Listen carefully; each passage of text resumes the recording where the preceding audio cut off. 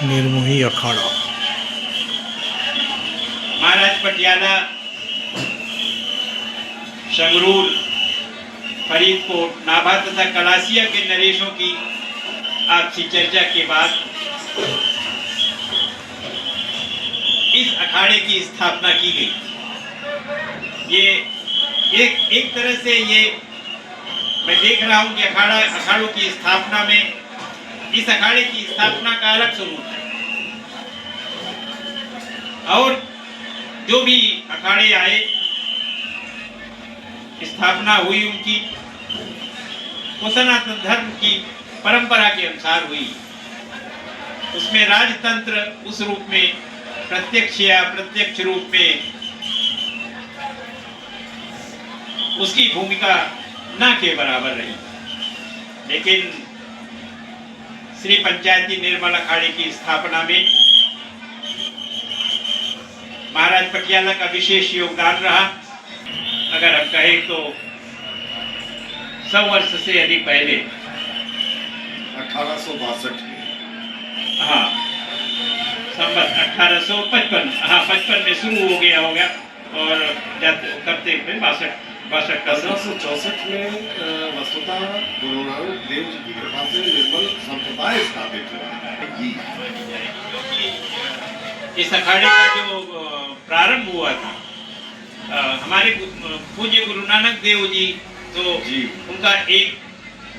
उनकी जो शिक्षा थी, उनका जो स्वरूप था धर्म के प्रति, तो उस परंपरा में उनके जो प्रधान शिष्यों में जो एक थे, जो है, हाँ, जो पहले शिष्य थे भगीरथ सिंह जी। तो भगीरथ सिंह जी ने जो है ये निर्मल संप्रदाय की स्थापना।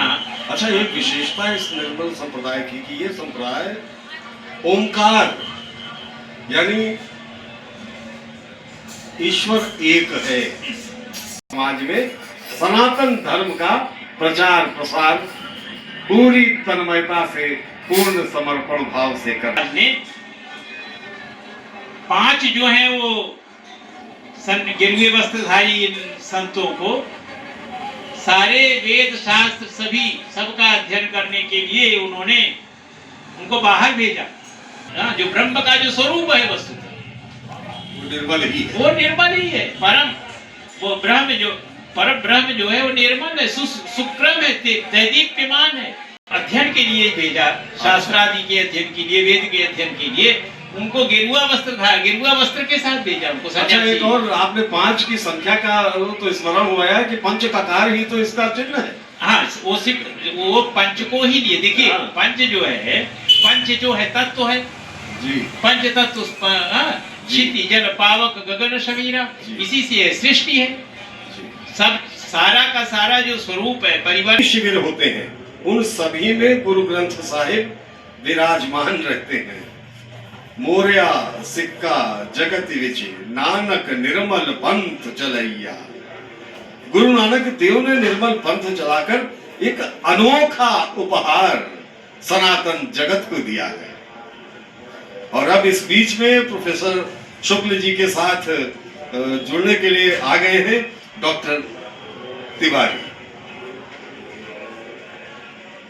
मैं और प्रोफेसर शुक्ला खुद हम लोग भी स्नान करने का पुण्य कमा आए हैं, और इस दौरान हमने देखा कि घाट पर बड़ी सहजता से आप स्नान कर सकते हैं। संगम के किनारे न सिर्फ अखाड़े बल्कि आम श्रद्धालु भी उसी श्रद्धा भक्ति और उत्साह के साथ स्नान करते दिखाई दे रहे हैं, जैसे आपको साधु संत समाज के ये लोग दिखाई दे रहे हैं। तो आप प्रोफेसर शुक्ला उदासीन अखाड़ों के विषय में और गुरु नानक देव के विषय में भी कुछ जानकारी दे रहे थे। जो अंतिम अखाड़ा है इसके विषय में मैं चाहूंगा कि थोड़ा सा यदि आप दर्शकों को। और गुरु गोविंद सिंह जी महाराज ने एक और किया कि नहीं, इस अखाड़े की परंपरा चूंकि पूरा का पूरा उत्तर का क्षेत्र महत्व का दिन, निर्मल अखाड़ा घाट पर आ गए हैं। बहुत ही महत्वपूर्ण तिथि, आनंद का समय, और इसमें ये भावुक, मैं लगातार ये बात बता रहा हूँ, कई आप में से दर्शन स्नान जो 3 होते हैं जिनमें अखाड़े स्नान करते हैं, उसका आज अंतिम दिन है, इसीलिए आज बहुत ही विशेष महत्व का दिन रहा। मकर संक्रांति गए हैं, इसके विषय में प्रोफेसर अभी हमने निर्मल अखाड़े की ये जो यात्रा देखी और अब हम देख रहे हैं स्नान की तरफ बढ़ रहे हैं। आपका बहुत लंबा अनुभव रहा है। लेकिन मेले की जो और व्यवस्था है, विशेष रूप से सफाई की व्यवस्था, एक डुबकी जल्दी से लगा ली जाए के लिए बिल्कुल एक बेचैनी, एक उमंग, उसी क्रम में उसमें आता है गुरु राधिर अनादिश्च गुरु परम दैवतम गुरोः परतरम नास्ति तस्मै श्री गुरुवे नमः। अगर गुरु का हमने अवमानना की, आप तो मानवा के निवासी है, तो वहीं पर तो गोस्वामी जी कहते हैं गुरु की अवमानना सही न सके महेश। तो सारी की सारी जो अखाड़ा वैसा ही बड़े शांत मन से, शांत चित्त से अपने सभी अनुष्ठान कर रहे हैं जो है। और उसके बाद संभवतः अभी गंगा पूजन किया, और गंगा पूजन के बाद जो है, क्योंकि एक और परंपरा है कि पहले गंगा जल लेकर के और पहले अपने ललाट में गंगा को अपने सर पर धारण करते हैं, उसके बाद स्नान के लिए प्रवृत्त होते हैं अपने यहाँ अपने। के बाद में सभी साधु संत जो निर्मल अखाड़े के हैं वो स्नान के लिए संगम में डुबकी लगाते हुए, इससे पहले गुरु का इंतजार, गुरु ने आराधना की और उसके बाद में सभी शिष्यों ने यहाँ डुबकियां लगाना शुरू कर दी है। मैं एक बार फिर आपको बता दूं, ये एक बहुत ही अद्भुत अविस्मरणीय अनुभव रहा है जो महाकुंभ के दौरान हम सभी ने देखा। इस सुंदर अनुभव में हमने भारत की सांस्कृतिक विराटता को देखा है, हमने अध्यात्म की शक्ति को देखा है, हमने सनातन की शक्ति को देखा है और आज भी देख रहे हैं, आने वाले दिनों में भी देखेंगे।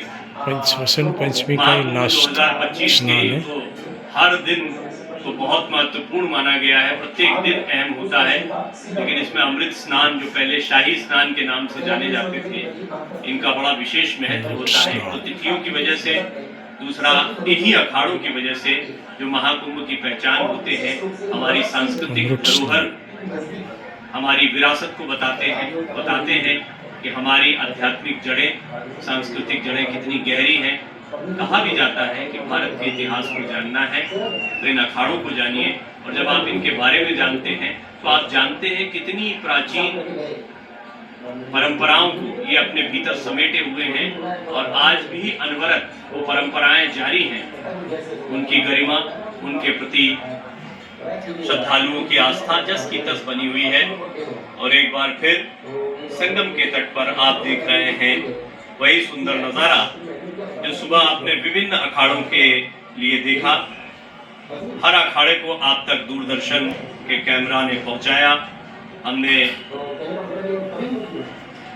हर क्षेत्र से आप तक तस्वीरें पहुंचाई और आज जब अंतिम अमृत स्नान है उसकी तस्वीरें भी आप तक जा रही हैं। हालांकि अभी 2 महत्वपूर्ण स्नान और बाकी हैं और इस स्नान के साथ ही समापन होता है आज के अमृत स्नान का। और महाकुंभ 2025 के जो 3 अमृत स्नान हैं उनका भी समापन आज होता है स्नान के साथ।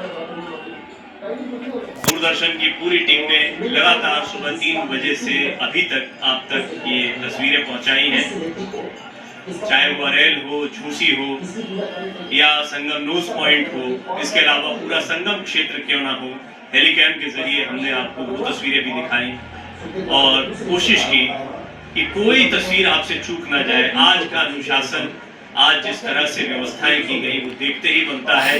और इन सुंदर तस्वीरों के साथ जब निर्मल अखाड़े के साधु संत स्नान कर रहे हैं, हम पूरी टीम के साथ आपसे विदा लेना चाहेंगे।